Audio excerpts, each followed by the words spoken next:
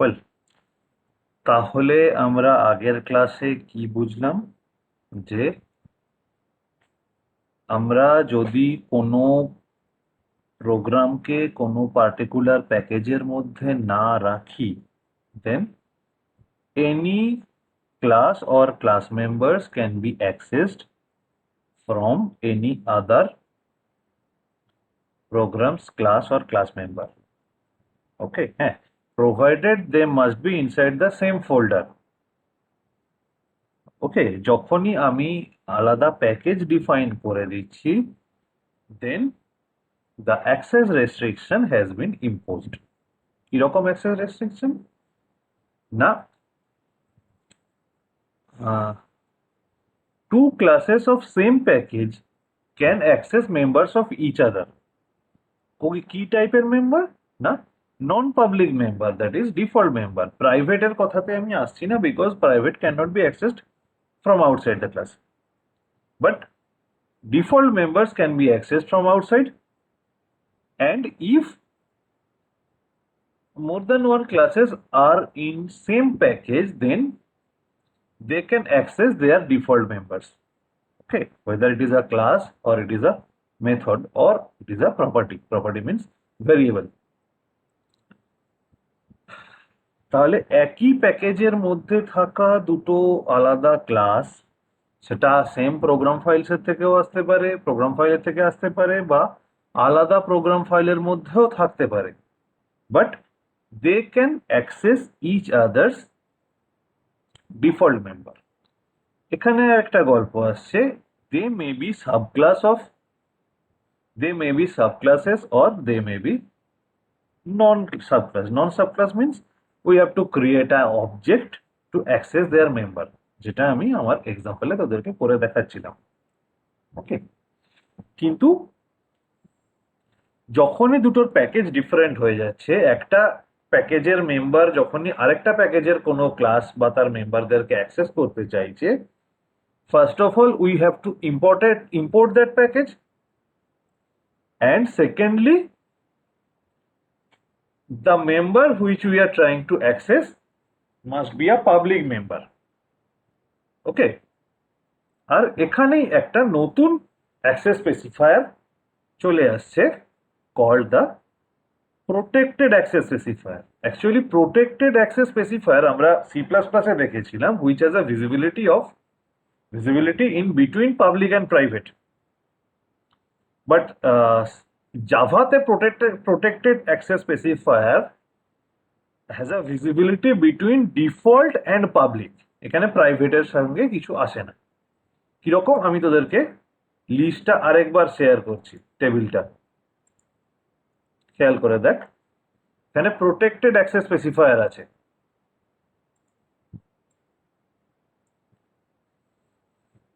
দেখ আচ্ছা, আমি একবার নোটেশনটা অন করে নিই আগে।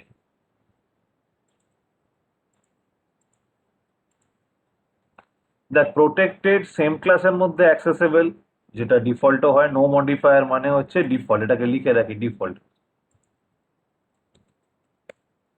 ওকে, নো মডিফায়ার মিনস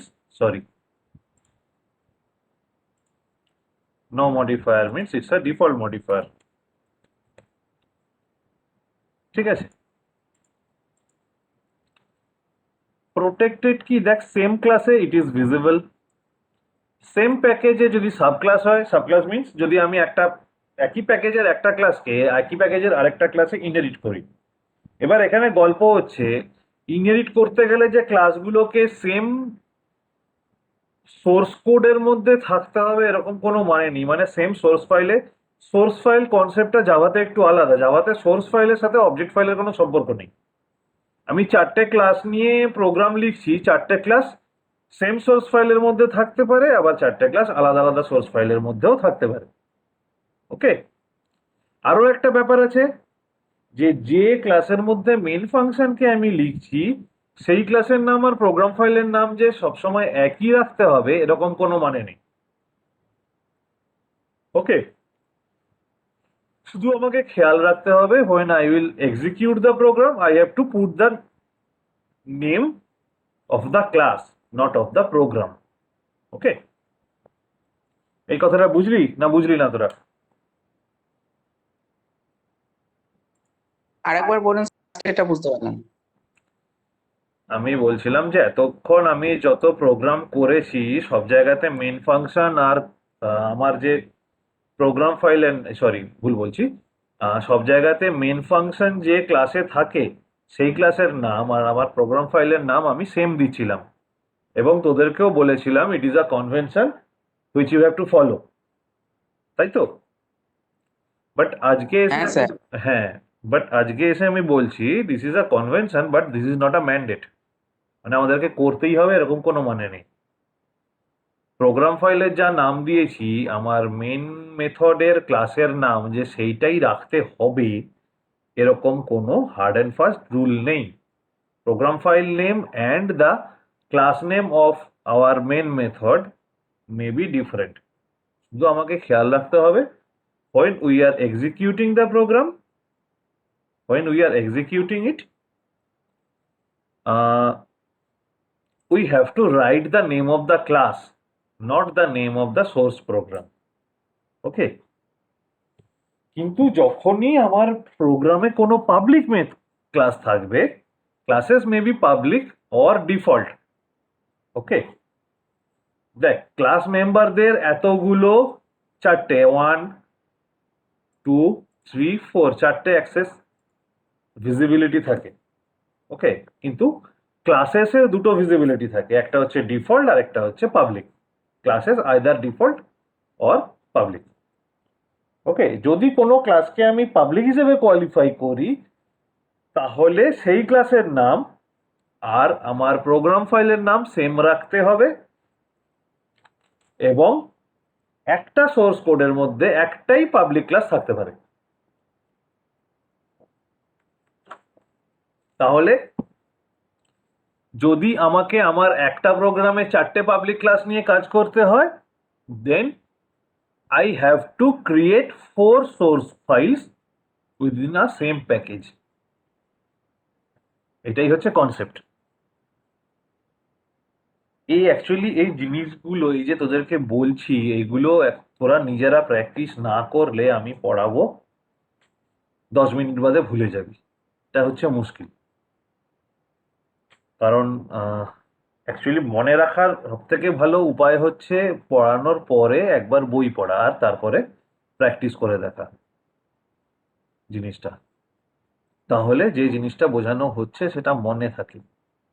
ঘটনা হচ্ছে এখন তোরা এত বিজি হয়ে পড়েছিস, তোরা হয়তো বই খুলে দেখবি না, আমি বলছি না, বই খুলে দেখবি হয়তো আজকে পড়ালাম, তোরা হয়তো পরশুদিন জাভা পড়তে বসলি, জাভা পড়তে বসে আমি যে জিনিসগুলো বলছি এখন সেগুলো সব মাথা থেকে বেরিয়ে গেছে। এই জিনিসটা হয়। এটাকে ম্যানেজ করার উপায় কি? এক, ক্লাস হওয়ার পর একটু বইটা খুলে পড়া, যে পার্টিকুলার টপিকটা পড়ানো হচ্ছে, তারপরে যদি সম্ভব হয় প্র্যাকটিস করে দেখা, অর আদারওয়াইজ স্যার যেটা বলছে সেটাকে একটু কোথাও নোট করে রাখা, খাতাতে বা কোথাতে। ওকে, খাতাতে যদি নোট করা থাকে এই কথাগুলো, তাহলে পরে যখন পড়তে বসবি তখন একবার নোটটা দেখে নিলে তোরা ভুলবি না, মনে থেকে যাবে তোদের নোটটা। মানে নোটটা থাকলে তোরা জিনিসটা ভুলে যাবি না। ওকে, তাহলে প্যাকেজ কি করছে আমাদেরকে? প্যাকেজ আমাদেরকে একটা extra layer of protection provide করছে, আর সেখানে একটা নতুন মেম্বার আসছে, নতুন একটা ভিজিবিলিটি মডিফায়ার আসছে যেটাকে বলছি আমি protected. The protected members is more lean towards the public member. দুটো ডিফারেন্ট কি না? If a member is declared as protected, they are not visible only if two classes are non-subclass and of different package. ওকে, এখানে আমি কি দেখছিলাম আমার প্রোগ্রামটা share করি আগে।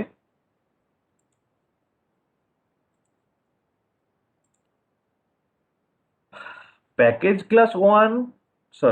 ক্লাস 1 এর মেথড ওয়াজ, এটাকে মুছে দিই, default and not so many are is trying to access that method. তাহলে as per our table it is not possible. ওকে, আর একটা জিনিস এখানে আছে যে not so main is not a subclass of package class 1. That's why we are getting an error while trying to compiling the program not so main.java. ঠিক আছে, আমি যদি এখন কম্পাইল করবার চেষ্টা করি, অবশ্যই আমাকে প্যাকেজ ক্লাস 1 কে কম্পাইল করতে হবে, যেহেতু আমি কোডে চেঞ্জ করেছি। আমি যদি নট সো মেন কে কম্পাইল করতে যাই, we will get a error because Soumi is not a public member. Okay, এবার যদি সোমিকে আমি প্রোটেক্টেড করে দিই কি হবে?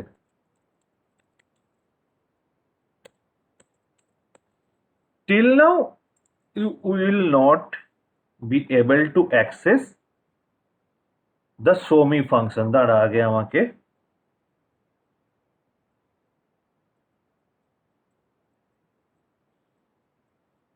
প্যাকেজ ক্লাস 1 কম্পাইল করে নিতে হবে, তারপরে যদি আমি নট সো মেন কে কম্পাইল করি, still we will get a error.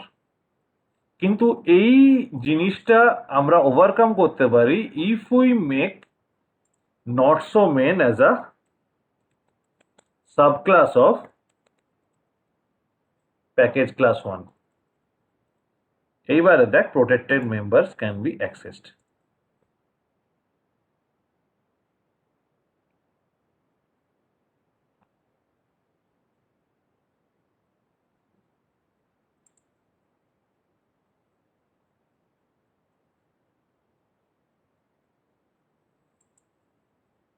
Oh, sorry.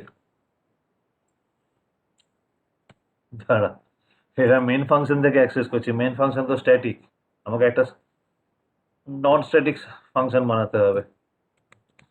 Void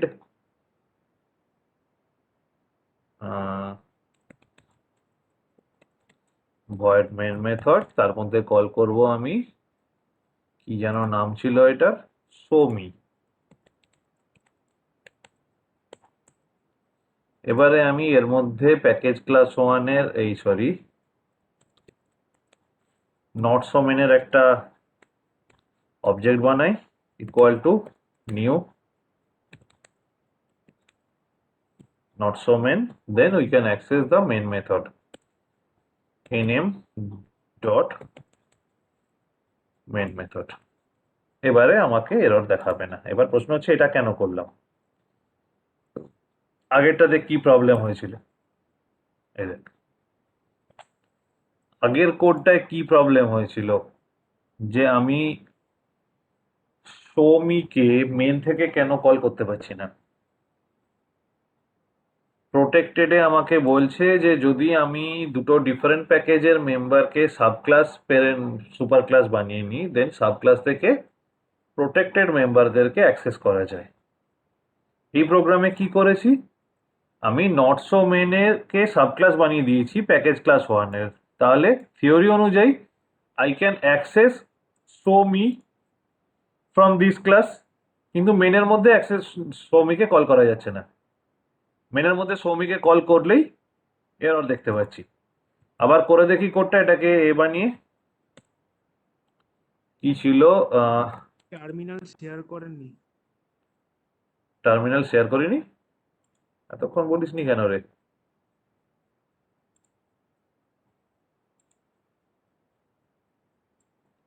দেখ এরর গুলো খেয়াল করে দেখ,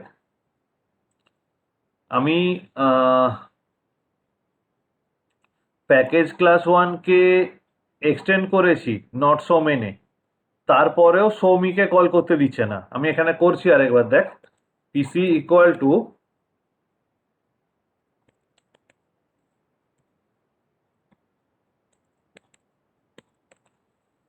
দেখ থিওরি কি বলছে, যদি কোনো মেম্বার ডিফারেন্ট প্যাকেজের মেম্বার যদি প্রোটেক্টেড হয়, তাহলে সেই প্রোটেক্টেড মেম্বারের ক্লাসটাকে আমি এক্সটেন্ড করলে সাব ক্লাস থেকে ওই প্রোটেক্টেড মেম্বারটাকে অ্যাক্সেস করতে পারি, যেটা এখানে করবার চেষ্টা করছি। দেখ Soumi is a protected member, not so মেনের মধ্যে আমি প্যাকেজ ক্লাস 1 কে এক্সটেন্ড করে দিয়েছি, তাহলে সৌমিকে নট সো মেন থেকে অ্যাক্সেস করতে পারার কথা। PC equal to PC sorry dot, sir new ওয়ার্ডটা দেননি। হ্যাঁ নিউটা দিইনি, দাঁড়া দিয়ে নিচ্ছি। ওকে, এবার কম্পাইল কর package class not so main কে, এরর দেখতে পাবো, এই দেখ। কিন্তু আমি যখন অন্যভাবে ঘুরিয়ে অ্যাক্সেস করছি, মানে একটা নন স্ট্যাটিক ফাংশন বানিয়ে একটা এমনি ফাংশন বানিয়েছি, নন স্ট্যাটিক ফাংশন, তার মধ্যে সৌমিকে কল করছি, তখন আমার কোনো প্রবলেম হচ্ছে না। এবার আমার প্রশ্ন হচ্ছে হোয়াই ইজ দিস, মানে হোয়াই দিস ইজ হ্যাপেনিং। আমি যখন মেন থেকে সৌমিকে অ্যাক্সেস করবার চেষ্টা করছি, I am getting N error. কিন্তু যখন আরেকটা মেথড বানিয়ে সেই মেথডে সৌমিকে কল করে সেই মেথডটা মেন থেকে কল করছি, তখন কোনো প্রবলেম হচ্ছে না। আর থিওরিটিক্যালি আমাকে বলছে যে প্রোটেক্টেড মেম্বারদেরকে I can access if we make that class as a super class of mind. এটাই ডিফল্ট আর প্রোটেক্টেড এর মধ্যে ডিফারেন্স। ডিফল্ট হলে ইনহেরিট করলেও অ্যাক্সেস করা যাবে না, আর প্রোটেক্টেড হলে ইনহেরিট করে আমরা আদার প্যাকেজের মেম্বারদেরকে অ্যাক্সেস করতে পারি, আদার প্যাকেজের প্রোটেক্টেড মেম্বারদেরকে অ্যাক্সেস করতে পারি। কিন্তু এখানে মেনের মধ্যে কেন ডাইরেক্টলি কল করতে পারছি না?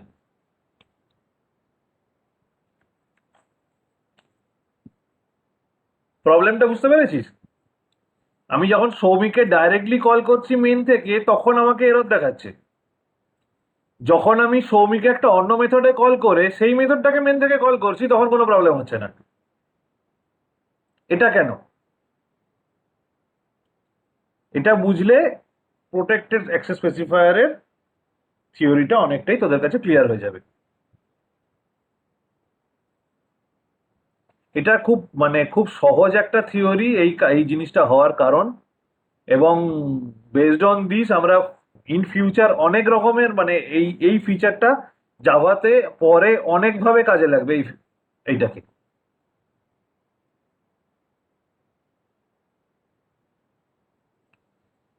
কেউ কোনো আইডিয়া? Anyone any idea?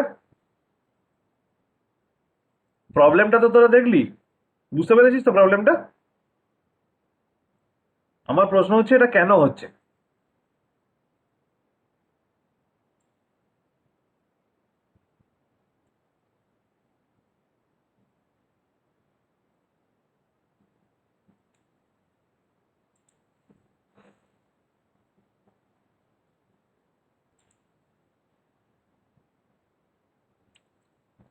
আরে না পারলে বুঝতে পারছি না বলে দে, চুপ করে আছিস কেন সবাই?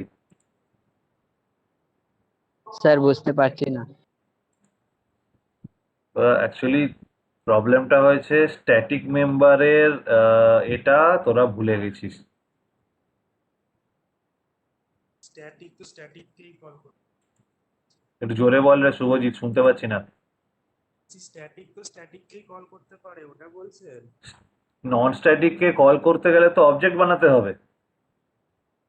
এবার যেই অবজেক্ট বানাচ্ছি, ইনহেরিটেন্সের নিয়মটা তো আমরা ফলো করছি না। ইনহেরিট করলে কি হয়, সুপার ক্লাসের মেম্বারদেরকে সাব ক্লাসের মেম্বারে ডিরেক্টলি অ্যাক্সেস করতে পারে। বাট মেন তো ডিরেক্টলি অ্যাক্সেস করছে না, মেন তো অবজেক্ট বানিয়ে অ্যাক্সেস করছে, তাই না? হ্যাঁ হ্যাঁ বুঝেছি। মেন তো অবজেক্ট বানিয়ে অ্যাক্সেস করছে, তো অবজেক্ট বানিয়ে যদি অ্যাক্সেস করবো, দেন ইনহেরিট করি আর না করি কিছু ফারাক আছে না। সেই কারণে আমরা যখন মেন থেকে ডিরেক্টলি অ্যাক্সেস করছি, তখন আমরা এই প্রবলেমটা দেখতে পাচ্ছি, আদারওয়াইজ আমরা দেখতে পাচ্ছি না। আমরা যদি অন্য মেথডে করে অন্য মেথডের মধ্যে কল করে সেই মেথডটাকে মেন থেকে অ্যাক্সেস করি, দেন কোনো প্রবলেম হচ্ছে না।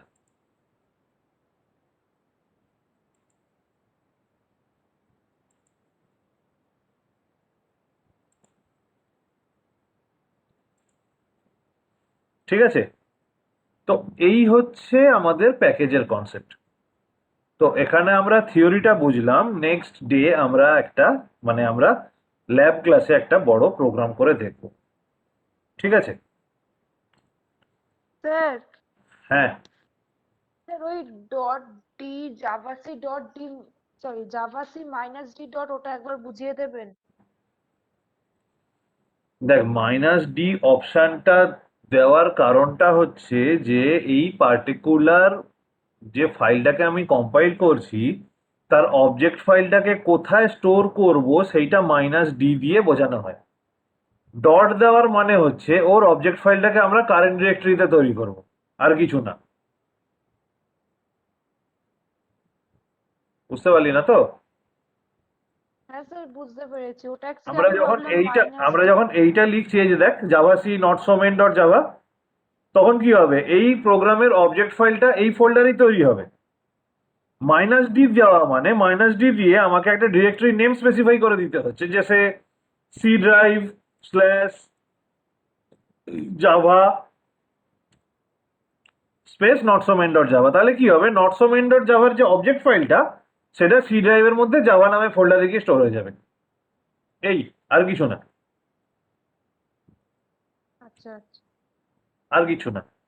এবার প্যাকেজের ক্ষেত্রে এইখানে কেন এটা দিচ্ছি, এটা দেওয়া মানে এর অবজেক্ট ফাইলটা কারেন্ট ডিরেক্টরির মধ্যেই তৈরি হবে। এটা না দিলে অবশ্য কিছু এসে যায় না, ডিরেক্টরি আমাদের এমনিও তৈরি হয়ে যাবে। ঠিক আছে, সেটা তোদেরকে আমি যখন পরের দিন সোমবারে ল্যাব ক্লাস যখন নেব, তখন প্যাকেজের একটা বড় প্রোগ্রাম, মানে প্যাকেজের একটা প্র্যাকটিক্যাল প্রোগ্রাম করব, প্র্যাকটিক্যাল এক্সাম্পলের, যেরকম আগের দিন ইনহেরিটেন্সের করলাম। ঠিক আছে, তখন তোদেরকে আরেকবার ভালো করে প্যাকেজটা নিয়ে তোরা মানে ক্লিয়ার হয়ে যাবি। তো আমরা প্যাকেজের থিওরি ছেড়ে অ্যাকচুয়ালি একটা, মানে তোদের তো বোধহয় কবে পরীক্ষা হবে তার নোটিফিকেশন একটা দিয়ে দিয়েছে না? হ্যাঁ স্যার। কবে বলেছে রে? আগস্টের 8 তারিখ না, তাই তো? ওই আগস্টের আগস্টের ফার্স্ট ফার্স্ট উইকে। উইক বলেছে। হ্যাঁ, ফার্স্ট উইক বলেছে। তো এখনো বেশ কয়েকটা বাকি আছে, আমাদেরকে একটু ফাস্ট মুভ করতে হবে। আজকে তো সকালের ক্লাসটা মিস হয়ে গেল। তো এরপরে অ্যাকচুয়ালি আজকে আমি আর কিছু তোদের নতুন জিনিস পড়াবো না। এরপরে আমরা যেটা পড়বো সেটা হচ্ছে স্ট্রিং ক্লাস। ওকে, স্ট্রিং ক্লাস আর তার করেসপন্ডিং স্ট্রিং ফাংশনস গুলো, কিভাবে আমরা জাভাতে স্ট্রিং হ্যান্ডেল করতে পারি। ওকে, তো স্ট্রিং হ্যান্ডেল করার আগে আরেকটা জিনিস তোদেরকে পড়াবো, সেটা হচ্ছে wrapper class and autoboxing unboxing. এই জিনিস দুটো তোদেরকে আমি নেক্সট মানডেতে পড়াবো। ফার্স্টে wrapper class, autoboxing unboxing, and after that string class. তো আমি তোদেরকে আজকে বলছি, তার কারণ হলো আমি যদি ভুলে গিয়ে অন্য কিছু পড়াতে শুরু করি মানডে, তাহলে আমাকে একটু মনে করে দিবি। আমি তোদেরকে ক্লাসে এসেই প্রথমে জিজ্ঞাসা করে নেব যে আজকে কি পড়ানোর কথা ছিল। কি কি বললাম? Wrapper class, autoboxing and unboxing, আর স্ট্রিং ক্লাস। এই তিনটে জিনিস তোদেরকে নেক্সটে পড়াবো, নেক্সট ডে। আজকে নতুন জিনিস কিছু পড়াচ্ছি না, তার পেছনে একমাত্র কারণ হচ্ছে প্যাকেজটা একটু কমপ্লেক্স জিনিস। এরপরে নতুন কোনো টপিক পড়ালে পুরো ঘেঁটে যাবে জিনিসটা সবার মধ্যে। ওকে, আর তোদেরকে আজকে আমি একটা ল্যাবের প্র্যাকটিক্যাল অ্যাসাইনমেন্ট দেবো বলেছিলাম, সেটা হয়তো আজকে দিতে পারবো না। আজকে পারলে আজকে রেডি করা হয়নি, অ্যাকচুয়ালি রেডি করে দেবো, আদারওয়াইজ তোদেরকে আমি কাল বা পরশু দিয়ে দেবো। কিন্তু আজকে তোদের জন্য একটা কুইজ থাকবে 6টা থেকে। ওকে, যেরকম আগের উইকে ছিল, এই উইকেও একটা কুইজ থাকবে 6টা থেকে। সেই কুইজটা তোরা সবাই পার্টিসিপেট করবি। ওকে, যেরকম 6টার সময় কুইজ লাইভ হয়েছিল, যদি 6টার সময় কুইজ ক্লাসরুমে দেখতে না পাস, ক্লাসরুমটা একবার রিফ্রেশ করে নিবি, তাহলেই চলে আসবে। ওকে, স্যার কুইজের টাইম লিমিটটা কত থাকবে স্যার? হ্যাঁ, কুইজে স্যার ওটা টাইম লিমিটটা কত থাকবে? ওটা তো মোটামুটি তোদেরকে বলি তো আধ ঘন্টা, কিন্তু 9টা 10টা অবধি থেকে যায় ওটা। আচ্ছা স্যার, ঠিক আছে, আমার একটু লেট হবে স্যার, ওই জন্য বলি। ঠিক আছে, হ্যাঁ, আধ ঘন্টা আমি তোদেরকে বলি, কিন্তু 9টা 10টা অবধি কুইজটা লাইভ থাকে, তারপরে বন্ধ করে দেওয়া হয়। ওকে, ঠিক আছে স্যার। তাহলে আজকে আর নতুন কিছু করছি না আমি, তাহলে ক্লাসটা বন্ধ করে দেবো। আমি তোদের একটু এটা নিয়ে নিই, কি যেন বলে, অ্যাটেন্ডেন্সটা নিয়ে নিই। দাঁড়া, শেয়ারিংটা বন্ধ করি।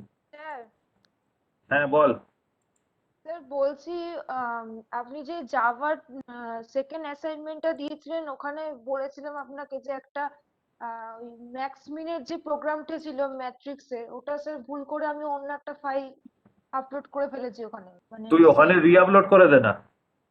আচ্ছা ওটা কোনো অসুবিধা নেই তো আমি রি না আপলোড না করবো? না না, কোনো অসুবিধা নেই। রি আপলোড করলে কি হবে, শুধু আমাকে বলবে যে কেউ একজন রি আপলোড করেছে।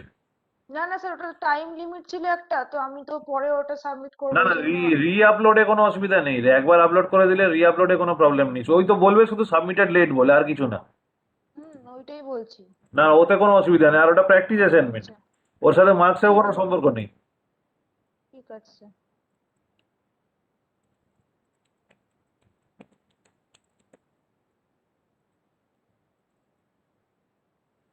ওর সঙ্গে মানে ওই অ্যাসাইনমেন্ট থেকে মার্কসের কিছু মানে তোদের ইন্টারনাল মার্কস বা ল্যাব ইন্টারনাল মার্কসের কোনো সম্পর্ক নেই ওর সাথে।